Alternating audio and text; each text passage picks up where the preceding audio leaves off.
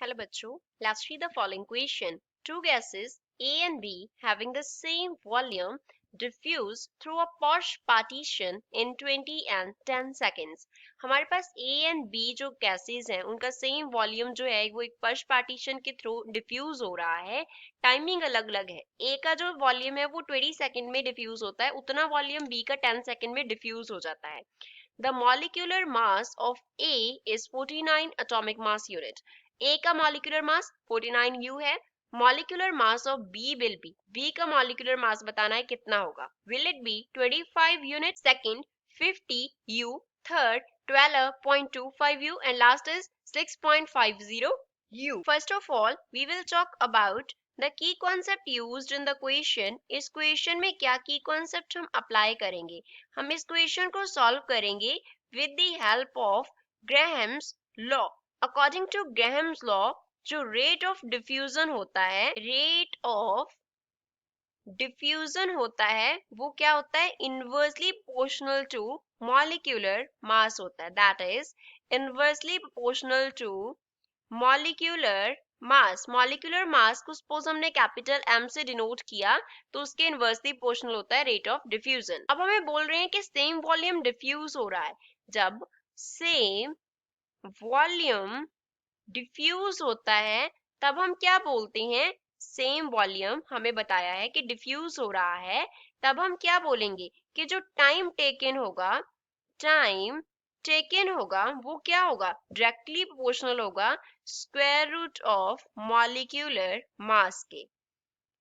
Molecular mass के square root के directly proportional हो जाएगा टाइम टेकन, क्योंकि जो रेट ऑफ डिफ्यूजन है, रेट ऑफ डिफ्यूजन वो हमारे पास क्या होता है, वॉल्यूम कितना डिफ्यूज हो रहा है, वॉल्यूम जो डिफ्यूज हो रहा है अपॉन में कितना टाइम लग रहा है, time taken.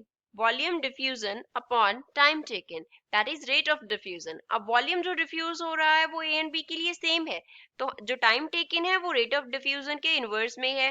Rate of diffusion molecular mass के इनवर्स में है, तो हमें क्या रिलेशन यूज करना है, the time taken is directly proportional to molecular mass. अब हमारे पास गिवन क्या है, फॉर ए के लिए, पहले तो ए के लिए हम लिखेंगे फॉर ए ने कितना टाइम लिया डिफ्यूज होने में, दैट इज 20 सेकेंड.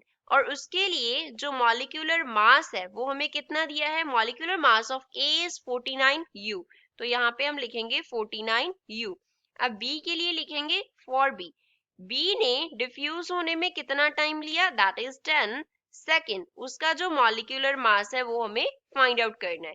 तो अकॉर्डिंग टू ग्राहम्स लॉ हम क्या लिखेंगे, TA अपॉन TB जो होगा that will be equals to square root of MA upon MB हो जाएगा. अब यहाँ पे हम वैल्यूज फिल कर देंगे, यहाँ पे आ जाएगा 20 upon 10 is equals to square root of, यहाँ पे आ गया 49 और यहाँ पे हमारे पास क्या है, MB है. अब दोनों तरफ हम क्या कर देंगे, स्क्वेयरिंग कर देंगे. अगर हम दोनों तरफ स्क्वेयरिंग कर देंगे तो लेफ्ट हैंड साइड पे क्या हो जाएगा, 20 अपॉन 10 का हमारे पास स्क्वायर हो जाएगा. राइट हैंड साइड पे square root of 49 upon MB है, तो इस टर्म का हम क्या कर देंगे, स्क्वायर कर देंगे.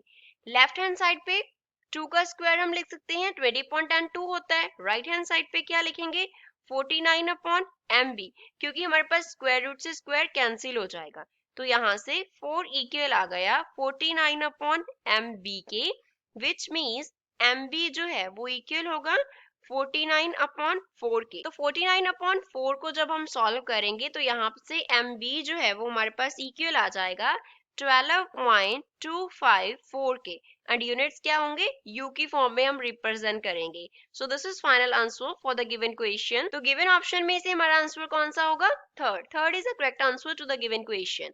आई hope you understood it well. Thanks.